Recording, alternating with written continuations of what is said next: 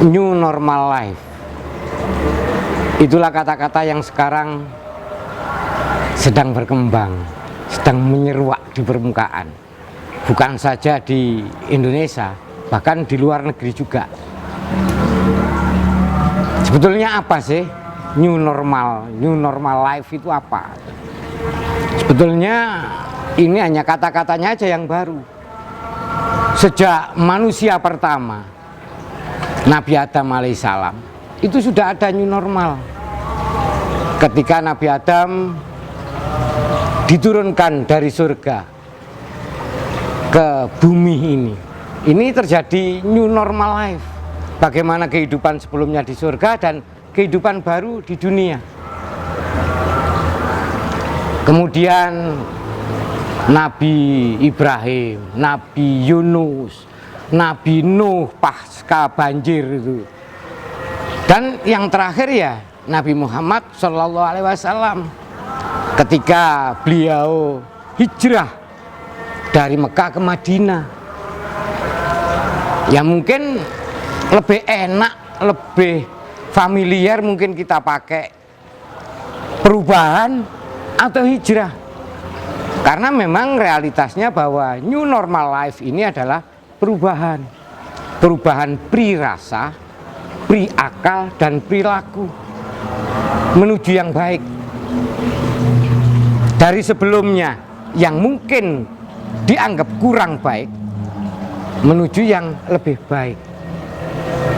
Semua ini mengalami new normal itu. Anak-anak dari TK, kemudian masuk sekolah dasar, ini juga terjadi perubahan perilaku. Dari sekolah dasar ke SLTP juga demikian. Dari SLTP ke SMA atau SMK atau MA juga terjadi perubahan perilaku. Karena memang seharusnya terjadi perubahan yang semacam itu. Terlebih lagi kalau ke SMK, dari SMP ke SMK ini tambah perubahannya luar biasa. Karena tidak hanya belajar ilmu pengetahuan saja, tapi juga belajar keterampilan. Tidak hanya mengasah otak, tapi juga mengasah keterampilan. Sehingga mereka juga harus mau tidak mau terjadi new normal life ini. Termasuk kita. Setiap saat kita juga begitu dituntut untuk terjadinya perubahan. Nah, perubahan pri rasa, pri akal, dan perilaku itu kalau memang terjadi pada diri kita sendiri, ya sebutannya perubahan perilaku. Tapi kalau itu terjadi satu wilayah, satu daerah, itu namanya perubahan tradisi. Kalau terjadi satu negara secara nasional, itu namanya perubahan budaya. Nah, kalau terjadi seluruh dunia, global, itu namanya perubahan peradaban. Nah, sekarang ini kita semuanya saat lagi melaksanakan new normal karena pandemi COVID-19. Ini new normal tidak hanya dialami oleh bangsa Indonesia, tapi seluruh bangsa di dunia. Nah, ini mau tidak mau ya memang kita harus mengadaptasikan diri kita, merubah pola pikir dan perilaku kita untuk menyesuaikan diri. Kalau di dunia industri ada terkenal dari dulu industrialisasi 1.0, kemudian ke 2.0, dilanjut 3.0, sekarang industrialisasi 4.0. Siapapun juga harus menyesuaikan diri jika tidak ingin dirinya tertinggal oleh perubahan zaman itu. Nah, kita semuanya harus mensikapi, dan sebentar lagi ini tahun baru Islam. Itu kan titik awal kalau umat Islam terjadinya new normal life. Karena Nabi Muhammad hijrah dari Makkah ke Madinah. Perilaku di Mekah tidak sama perilaku di Madinah. Tugas dan tanggung jawabnya juga tidak sama. Ini sekali lagi bahwa new normal life itu sudah kita kenal sejak dulu. Bahkan kita masih ingat dulu, awal-awalnya ada motor, ada sepeda motor. Tidak ada orang yang pakai helm. Kalau suruh pakai helm, ya risih, tidak enak dan lain sebagainya. Tapi lama-kelamaan dengan aturan yang ada, semuanya yang menggunakan motor justru tidak enak ketika tidak menggunakan helm. Dulu saya kecil, sekolah tidak pakai sepatu, tidak pakai sendal, nyeker ketika sekolah dasar dulu. Tapi kemudian perubahan pakai sepatu. Coba anak sekarang suruh sekolah tidak pakai sepatu, tidak mau. Itulah hakikat new normal. Artinya apa? New normal itu sekali lagi perubahan prirasa, priakal dan perilaku untuk menuju kebaikan, menuju masa depan yang lebih baik. Itu. Nah, new normal ini memang ada yang karena tuntutan perubahan zaman. Ada yang tuntutan dari kewajiban kita sebagai orang yang mempunyai agama. Ada yang memang new normal yang ini sebagai peringatan besar. Yang terakhir ini yang bahaya, yang tidak menggunakan waktu, tidak ada jeda waktu, harus mau tidak mau kita harus melaksanakan. Contohnya sekarang, yang kita kemana saja harus menggunakan standar protokol kesehatan yang ditentukan oleh pemerintah. Artinya bahwa kita hidup ini memang harus selalu dan selalu mengadakan perubahan ke arah kebaikan. Yang pertama standarnya ya aturan Tuhan yang lewat agama. Yang kedua ya aturan pemerintah. Yang ketiga ya adat istiadat setempat atau budaya setempat, tradisi setempat. Ini sekali lagi mau tidak mau harus kita lakukan. Bahkan mohon maaf, di ajaran agama saya itu ada sebuah hadis yang artinya barang siapa yang hari ini sama dengan kemarin itu orang yang rugi. Kalau hari ini lebih jelek dari kemarin itu orang yang celaka. Yang benar hari ini harus lebih baik daripada kemarin.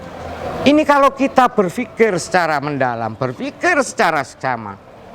Artinya kita semua memang harus selalu dan setiap saat new normal life. Kehidupan kita harus selalu berubah, harus lebih baik, dan lebih baik. Sampai kapan? Sampai akhir hayat. Ilmu pun juga demikian. Tidak cukup ilmu yang kemarin, kita terus harus mengupgrade diri untuk ilmu pengetahuan dan teknologi, ilmu pengetahuan tentang kehidupan. Sampai kapan? Sampai akhir hayat. Teman-temanku semuanya, akhirnya kalau sekarang kita dengan keadaan yang setengah memaksa kita untuk mengikuti aturan new normal yang ada di negeri ini, ya kita harus sama-sama mentaati. Kita mesti tahu kenapa terjadi semacam ini. Tuhan itu menciptakan semesta alam ini sudah sempurna. Berapa jumlah tumbuhan yang ada, manusia yang ada, hewan yang ada, semuanya sudah sempurna, sudah sesuai jumlahnya masing-masing. Kalau ini perilaku penghuni semesta ini ada yang tidak standar, mungkin saja misalnya pohonnya ditebang yang sangat banyak di luar batasnya, atau ada hewan-hewan tertentu yang dimusnahkan misalnya. Nah, ini akan terjadi ketidakseimbangan pada semesta ini. Keseimbangan yang mungkin skalanya kecil ya mungkin bisa berupa kita sakit, atau terjadinya banjir di satu daerah, gempa di satu daerah, longsor satu daerah, mungkin begitu. Tapi kalau skalanya lebih besar lagi, untuk menstabilkan itu semuanya, Tuhan menurunkan mungkin bisa disebut azab, baik itu wujudnya bencana ataupun gempa ataupun wabah yang seperti sekarang ini. Nah, mengacu pada nabi-nabi kita, baik Nabi Adam maupun Nabi Yunus, apa yang dilakukan ketika semacam ini?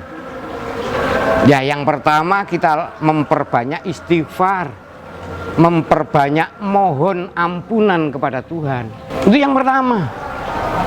Ketika Nabi Adam diturunkan ke muka bumi, beliau belum ketemu dengan Ibu Hawa.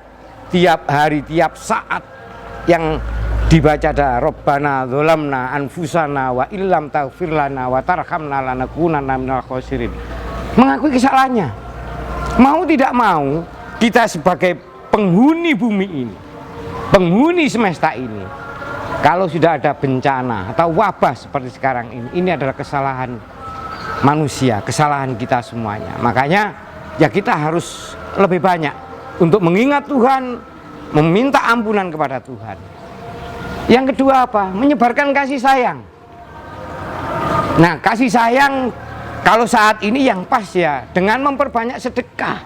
Banyak saudara-saudara kita sekarang ini yang mungkin kena PHK, yang mungkin dulu jualan sekarang tidak bisa lagi jualan, dan lain sebagainya. Artinya kesulitan ekonomi sekarang banyak dirasakan oleh saudara-saudara kita. Memperbanyak sedekah, saling tolong menolong. Kita mampu apa? Itu ya langkah yang kedua. Karena sedekah itu bisa menjauhkan kita dari bencana, dari bala dan lain sebagainya. Yang ketiga, ya kita tetap ikuti aturan pemerintah. Sekali lagi, ikuti aturan pemerintah. Apa yang dianjurkan pemerintah? Karena memang aturan pertama aturan Tuhan. Aturan yang kedua memang aturan yang dibuat oleh manusia atas dasar keilmuannya.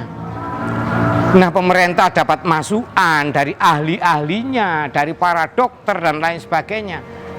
Maka untuk yang kedua ini ya kita kemana saja kita menggunakan standar protokol kesehatan.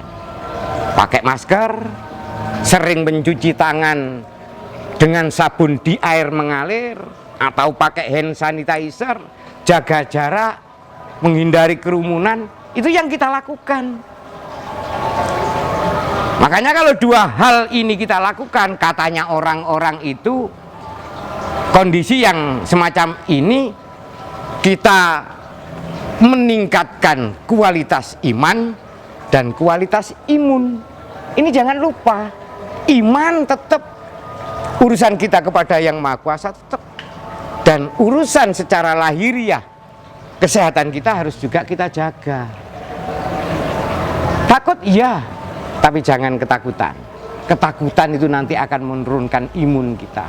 Ya tetap kita ikhtiar upaya sebaik mungkin menjalankan protokol kesehatan dan upaya semaksimal mungkin mendekatkan diri, memohon ampunan kepada Yang Maha Kuasa serta berbagi kasih sayang terhadap sesama. Akhirnya untuk urusan new normal life ini, Departemen Tenaga Kerja sudah menggunakan semboyannya itu. Yang namanya produktif itu ya new normal life. Hari ini harus lebih baik dari kemarin. Esok harus lebih baik daripada hari ini.